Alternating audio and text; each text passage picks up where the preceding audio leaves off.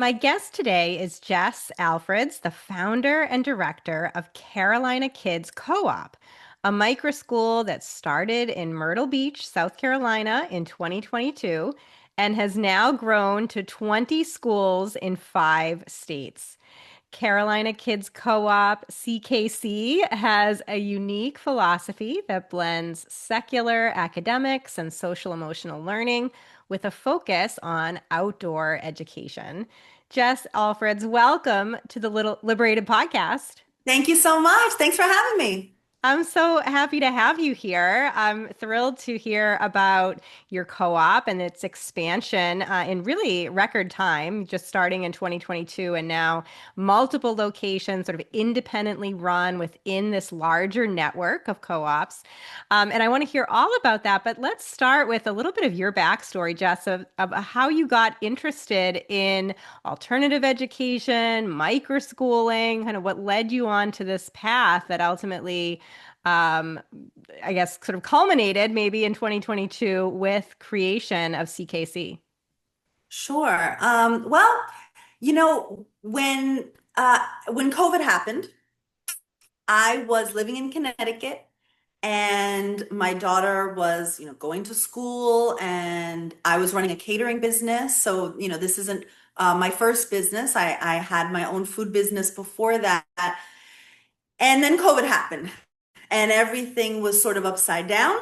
My daughter was going to school online, as a lot of kids were, and it wasn't working for her. It just wasn't working for her. She was bored. She wasn't getting what she needed. And so I pulled her out of school and decided that I would homeschool her. And we did that, and it Yeah. worked so well that a few of my friends quickly began to ask if I could homeschool their kids as well. So I, within a few weeks had a little class that would meet online and the kids were just really thriving, doing really well. And that little class sort of kept growing and growing. My husband and I at a certain point realized that we were both now working from home. Our child was not going to school. We had always wanted to live at the beach. This might be our moment to do something different. So we sold our house in Connecticut. We headed south and we landed just outside of Myrtle Beach, South Carolina. And when I got here, I thought for sure there would be, it was COVID. Things were still really shut down, but I thought for sure there would be some sort of maybe an outdoor school, something that was still running that was academic. And there was nothing. So after trying to find something for her, she was in first grade at the time, really struggling with that. I decided to just sort of throw out into the community. I think I had been living here for 2 weeks. I did not know anybody. If I was to start a little academic pod on the beach in one of these outdoor pavilions, would anybody else be interested? I have a first grader and we can kind of just figure this thing out together. And I went to bed. I posted this late at night, went to sleep, and woke up in the morning to a huge response. And we started a couple days later. We had 12 kids at this little pod on the beach. And within a few weeks, we had 100 kids at this little school on the beach. That wasn't so Oh little my anymore. goodness. So we hired 14 teachers in 2 weeks. Wow. We put a program together, and for the next 2 years, we really sort of perfected this program in Myrtle Beach, and our kids were just doing better than they had ever done before. People started to pull their kids out of public school or private school to join us, and it became this really magical space. The kids were happy, parents were happy, the teachers were happy. And it took us, I wasn't sure if everybody was just happy and having a good time because here we are at the beach, or if these kids were actually learning. That was sort of the point. So it took us a couple of years to be able to determine these kids are doing better academically than ever before, not to mention socially and emotionally. Oh, So, incredible. Yeah, yes, thank I you. want to get into the structure and kind of how the co-op works now and your expansion into other states. But there's so much already in sort of the origin story that I wanted to pause and talk a little bit about, starting with the fact that really it was COVID that was the catalyst for this. I mean, had you, if it was, 2019 and someone had said, "Oh, you'd be homeschooling your child and living at the beach and running this, successful co-op," what would your thought have been back kind of The pre-COVID living at days? I think the living at the beach part would have been the That was there. strangest to me because I'm born and raised in New York. My Yeah. parents, my grandparents, my great grandparents, born and raised in New York. And so the idea of living, in South Carolina at the beach would have been the craziest part to me. But like I said, I've been an entrepreneur for many years. Yeah. And, my husband and I had talked many times about homeschooling. We just, I didn't have the courage to kind of pull the trigger. I was never backed into a corner, but it's definitely something that had been on our radar. Yeah. We're not typically just inside the box people in general. And so that part was sort of more fitting with, how we do things. Mm, But being at the yeah. beach was a twist. That was the twist. Yeah, so it's kind of in the back of your mind, homeschooling or alternative education, something you were interested in, but kind of didn't have that trigger moment to be able to make the leap. And I know for so many parents, it was COVID and the kind of school shutdowns that provided that opportunity that many had been considering for years. So another thing that you mentioned, Jess, that I thought was really interesting is that you just kind of put out there your idea and just to see what the community response would be. And we're, of course, pleasantly surprised to see that there was so much demand for what you had suggested. And that's sort of another tip for prospective founders, homeschooling families, just kind of looking to build community, is don't be afraid to put yourself out there and see what happens. Was that sort of your advice now as well? Absolutely. And I've Yeah. always run my businesses that way. When it was a food business, I would say, hey, what do you guys think about this? What do you think about that? I think that a lot of businesses have this sort of wall between themselves and their client or their customer or whoever. And there's sort of a lack of transparency. I have the secret sauce over here, and you're my client, and you get to see the finished product. And I don't really operate that way. I'm probably too transparent in certain ways. I like to sort of let everybody know what I'm thinking, where I'm going. Sometimes that means that I might announce something too soon and then I'm like, no, I take that back. But that's just sort of the way that I operate. I like to crowdsource. I like to see, what people are thinking before I put my energy into something. Yeah, just such great advice. Just try it out, see what other people think, and then go from there. So, when you in those kind of early days when you had so much response and you started meeting at the pavilion, what was the co-op like? I mean, were you already kind of thinking down the road this was going to be really big and we're going to scale, or what was sort of those initial few months like? Chaos. Honestly, it was beautiful. It was this amazing sort of group of people that came together. Almost all of my teachers are still with me. I think maybe one or two are not. So we've still got the core kids and teachers from that very first day. It was sort of everybody looking to me and saying, okay, great, we're here. How are we doing this? And me going, I'll be right back. I'll get right back to you. I'm going to figure this out. There's a lot of trial and error. It looks very different from how it looked in the beginning. It was way more unstructured. Um, and, it just took a lot of time for me, the point was always, what do the kids need? Are we serving the needs of the children? It's not really what I want to do to just have an outdoor at the beach, play group. That's not what Yeah. I'm interested in. So are they learning? Are they doing well academically? Are our teachers doing at least as well? And I would say right now, so much better than whatever these kids would be getting in traditional schooling. So it has changed a lot, and it keeps changing as we Yeah. learn. We see what our kids need. We adjust. Yeah, yeah. I mean, you're such a true entrepreneur, Jess. Of, here's an issue. I'll figure out how to solve it. I'll figure out how to make this work and meet this demand. And just that entrepreneurial spirit that's so inspiring. So, tell us, I guess, how does it look right now? What is the co-op structure? How are you blending academics and social emotional learning and outdoor education into this beautiful environment? So now it looks very much like on the surface, if you just took a look at it, it looks very much like you took a private school and took the roof and the walls off. I mean, that's really what it looks like now. Our kids have 4 classes a day. We ring a bell. They know when to go to the next period. They're taking all of the core academics. Plus, every student takes emotional skills classes that help them learn conflict resolution, anxiety, and anger management. Everybody takes physical fitness. Everybody takes some sort of an art or music. And, it looks very much like I would say a very well-run, large private school that is outside, but there is still that homeschool core where there are always families, parents mingling. If parents want to stay nearby, they absolutely can. Parent aides, are in many of the, especially younger kids' classrooms. We have so many events for the whole family. We try to get people out and together. We're really trying to break down that division between what kids do at school and what happens in the rest of their lives, and really include the family in the school day, and just have it be a holistic view of these kids' lives where going to school is just one of the many parts of their lives. Yeah.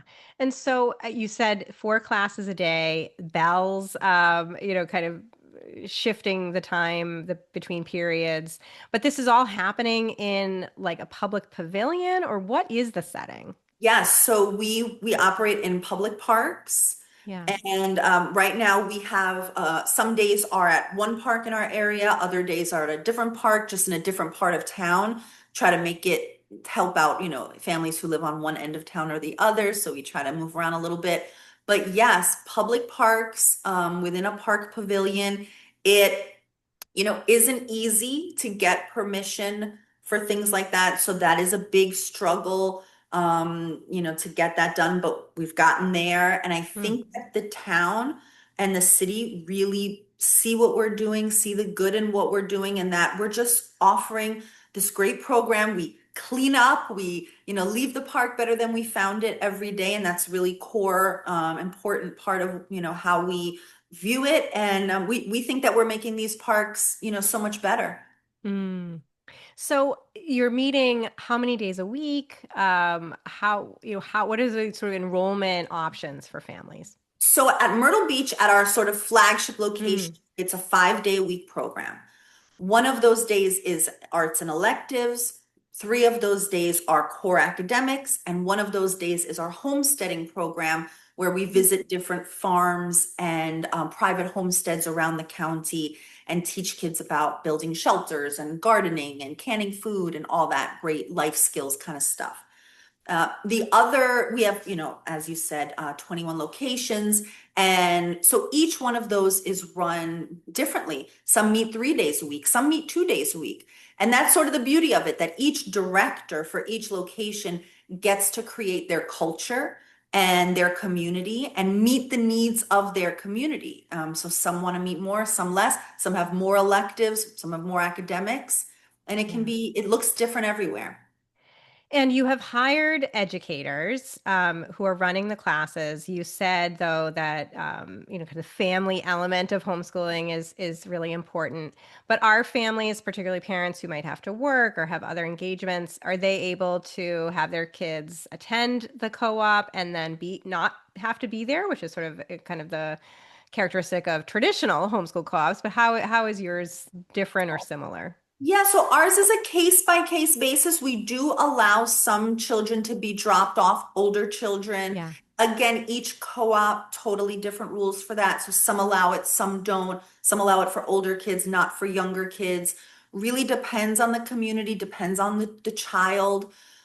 We try really hard to meet the needs of whatever each community is looking for. And that's one of the great things about having each community be its own thing. It can look Mm. really differently. And how many students are you serving in Myrtle Beach? Myrtle Beach, I believe we have 130 kids enrolled. Wow. Yeah. Wow. And Yeah. what about the newer locations steadily growing? Yes, all of them are steadily growing. I would say on average, there's probably 50 to 60 at each one. Again, some fewer than that, some more, but around Yeah. there it would be an average. And sticking with your flagship Myrtle Beach location, what is pricing like for families there? How does that work? And what is financial accessibility like? So if they are coming full time, 5 days a week for one student, tuition is around $5,000 for the year. Yeah. So that can be broken down into an installment plan where we take one payment a month. So typically, and that starts at the beginning of the year. If you join us at the beginning of the year, you've got 11 payments. So it's somewhere around $400 and change per month, far less than any of our comparable private schools or anybody Sure. doing anything of a full academic scope like we are. And we Yeah. try really hard to keep that price as far as low as we can. We pay our teachers, so obviously, and we pay for our shelters. So obviously we need to, raise funds for that, but we try to be very conscious of it. We don't want a program that is only serving a very select few kids. We really try to be as accessible as possible. And, we try to raise funds every year to help give scholarships to kids who we really want to join us and can't afford. We also give a discount for parents who are willing to volunteer as an aide in the classroom. So for some families that helps. But we try to be Mm. very conscious of pricing.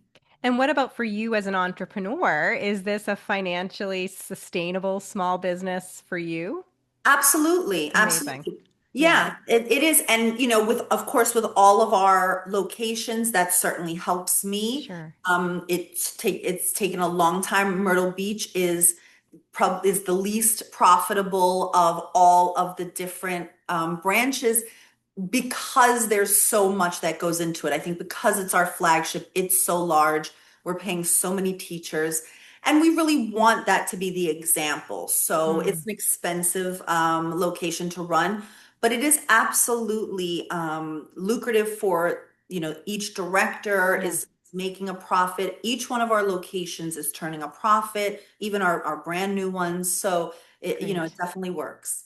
Yeah, I think that's something that's so important as we think about this kind of emerging marketplace of education options, particularly unconventional education options, that in order for them to be successful in the long term, they have to be financially sustainable for the founders. And I think that that's an important piece we want to emphasize. So 130 kids in the Myrtle Beach location. What is attracting families to this model?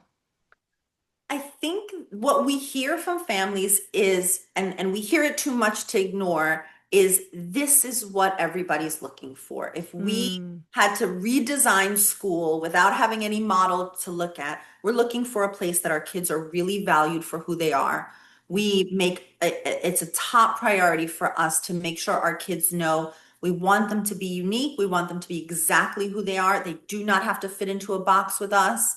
We're not in a situation where it's one teacher and 30 kids. And so we sort of have to make sure everybody fits in this box. Otherwise, we can't handle it. We've got multiple teachers in the classroom, and we really design it to allow kids to be as unique as they would like to be. And, so I just think that it's,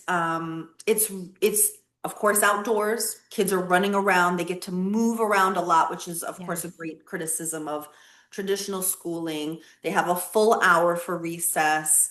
It's just all of the things that you think would make for a happy, healthy childhood. And yet at the same time, very rigorous academics. Kids are getting homework, kids are writing papers, so we're sort of showing it doesn't have to be, stand in line, do this, do that, a very sort of, stifling environment for kids, very punitive environment, which is what public school and a lot of private school has turned into. The social and emotional aspect is huge.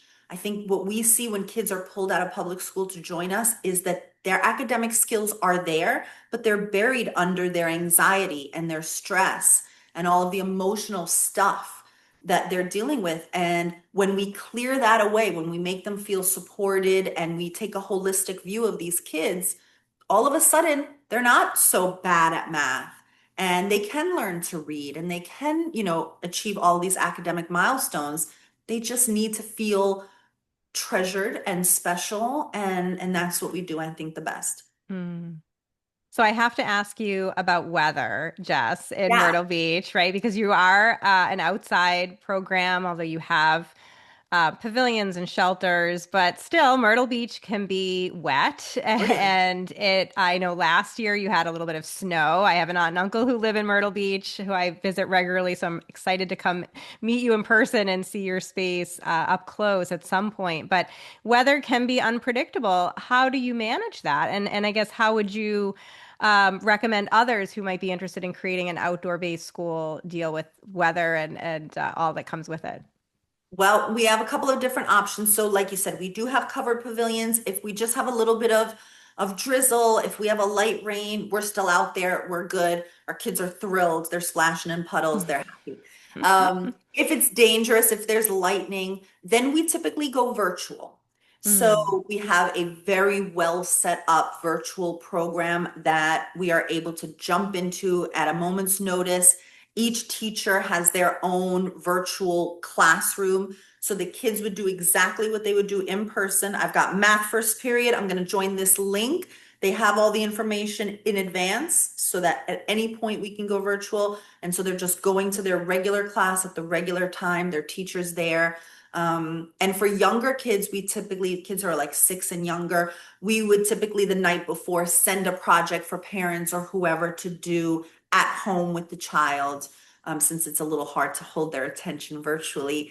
We also have, and many of our other locations as well, have relationships with local churches or community centers that will allow us to use the space in bad weather. So, yeah. in Myrtle Beach, we have a wonderful church that works with us, even though, we are a secular program, we are not associated with the church, but they see the value in what we're doing. And so on rainy days or just days where we need a kitchen for something or Mm. for whatever reason we want to be indoors, we do have that option. And a lot of our other co-ops around the country have an indoor rental for those days. Mm. Ah, so creative. Just being able to structure education beyond the four walls of a standard school classroom. So just really neat to think about that. So you started to mention a little bit about ages. You have 6 and under and older kids. Tell us how that works in terms of the different ages you're currently serving and how that will look in the future. Sure. So, again, at Myrtle Beach, we go from age 1 to age 3 for our Mommy and Me program, Parent and Me program. It's all mommies this year, but happy to have any dads or grandmas or grandpas. So that's not a drop-off program. The adult stays with the child. And, it's just a nice sort of introduction to even being in that type of a setting for our little guys. Then our academic program starts at age 4. Currently at Myrtle Beach, we go through age 16, and usually each year we age up a little bit. So I would guess by next year we're going to have kids all the way through high school. All of our locations is part of the beauty of each co-op being its own thing. Some go to age 10, some go to age 18, some are from 5 to 12. Each one can really serve their community based on what is needed. Love that. Okay, so let's now talk about how you decided to go from your flagship location to scale Carolina Kids Co-op to multiple states with individual directors. How did that come about? So from the very, very beginning, Myrtle Beach, as you know, is a popular tourist destination. So from the very beginning, there were people stopping us every week. What is this? I'm from Wyoming. I'm from California. I'm from Kansas. I've never seen anything like this. I've never seen kids so happy. I've never seen something that's real. People are used to seeing like a foresty type of school where kids are outside. They might be doing some experiential learning, but it's not algebra. It's not. So, how can we bring this to our town? And I was like, you can't. I'm sorry. We just have we're just this little school in Myrtle Beach. After a couple of years of being asked that question so much, there was this sort of outcry about 2 hours south of us in Charleston saying, well, you're so close, bring it here, bring it here. And there was hundreds of people in an email just basically saying, please bring this here. We need this. So we decided that it's so close. I think we can figure this out. We kind of split our staff. It was a very difficult year. And I went back and forth every week and literally made this thing happen.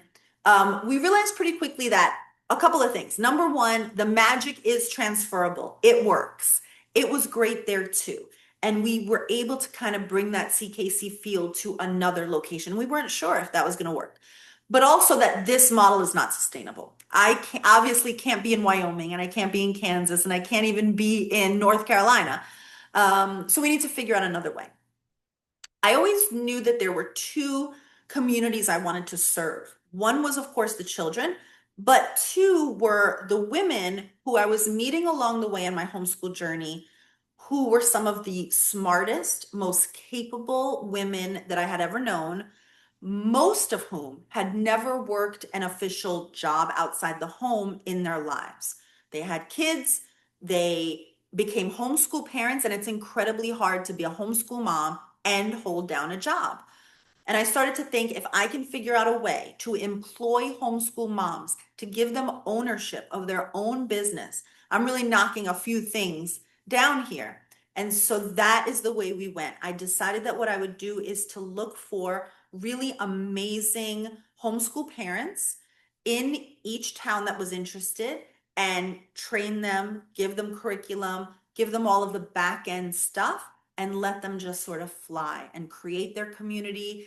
They now are their own boss of their own business without having had to have any big upfront fee as you typically do if you're buying into a business. There is no, the cost of joining, of starting your own Carolina Kids Co-op is less than $200. We don't require any upfront fee. I want it to be so accessible. So, and that's why, that's who I'm thinking of. I'm thinking of women who have never worked, who don't have their own money, who may have a spouse, but their spouse may or may not say, yeah, let's give tons of money to have you so you can start a homeschool co-op, you know? Yeah. So the fact that they can do it without any upfront cost, I've now been able to not only create a community for these kids, but also have this whole team of amazing women who are now their own business owners. They have, people working with them. They're running this program and doing an amazing job. Incredible. So a very small startup fee for folks who want to run a Carolina Kids Co-op in their community. Is there like a revenue share or some other kind of Yeah. back end support? Yes. Hmm. So we take a royalty for providing tons of backend support, the Yeah. full curriculum, the enrollment portal, Facebook marketing help, financial help, all of the things. I personally go and visit the course. We do teacher trainings, and there's no extra fees for any of those things. What we do is take a royalty once you get going. So you Mm. make money, we make money. You don't make money, we don't make money. So we're Right. in it together. Ah, just such a spectacular program. And what are you hearing from your directors who are running their own Carolina Kids Co-ops? What is the experience like for them now as small business owners connected to your larger network? I think I can't say enough about all of these women are doing an incredible job. They're working really hard. Yeah. So, some days they're absolutely exhausted and they're like, I don't know how you do this. I don't know how you can run, deal with more than one of these. It's overwhelming. It's a lot. First year's the hardest. Yeah. So I think once they sort of get past that first year, they can kind of start to look more of a big picture. A lot of them have added like a mommy and me program this year or other, cool programming that they are looking for. So they're Mm. working hard, but their kids are happy and they're all just doing beautifully, doing the same thing I did, figuring it out. You hit a wall, you sort of figure out, but the beauty is now they're part of this network. And we've got, Yes. a group, there's constantly a group text, a group Facebook page. So if you do hit a wall now, you can say, hey, has anybody else run into this problem? Yeah, I really think that this is sort of the next phase of the microschooling movement. For a lot of people, they're really interested in running these programs, but they don't necessarily want to create the wheel all over again. They, value sort of a network connection, or they value the mentorship from someone like you who's gone before them, where they And still that's are what we able to be running a small business, but have all of those resources and all of that support. Yeah. exactly. And that's what we tell folks, don't reinvent the wheel. Come join us. You have this great support. The structure is there for you. You don't have to start from scratch. Yeah. Yeah. So, what do you think the future holds, Jess, for Carolina Kids Co-op and for new locations? I mean, we're growing every week. I Mm. think that it's just to keep expanding out. I feel like we have something really special, really unique. I don't think it exists anywhere else. I want to bring it everywhere. And, that's the plan. Just keep going, keep getting better. So we're offering a better and better product. And just keep trying to bring it so that we can serve as many students as possible. So, if my listeners and viewers are intrigued by what you're building and they go to your website, carolinakidscoop.com, to look into starting one of these programs in their own communities, what is the step? What are the steps sort of for them to think about as they get going? Yeah, so it's really simple. They're going to create their own LLC so that they are their own business owner, and we are then going to start to work on their logistics. What their big job is to figure out, what do you want to bring to your community? What do your kids need? What days of the week, what times, what ages, what classes, what is really needed in your community? And then we just get to work and build that. We do trainings for them and all of their team. And it's very quick. We can have somebody say, hey, I'm interested in opening, and be open with students in the classroom within 2 months. Wow. Wow, just amazing. Well, I hope that this model spreads far and wide. And again, the website is carolinakidscoop.com. I imagine folks can also connect with you there if they have Yep, questions or want to follow along on your journey in your flagship location. absolutely. Please do. Incredible. Well, Jess Alfreds, it's been such a pleasure to meet you, to connect with you. I hope I get to see your location in person the next time in Myrtle Beach. And thank you so much for being on the Liberated podcast. Thank you so much. Thank you for having me.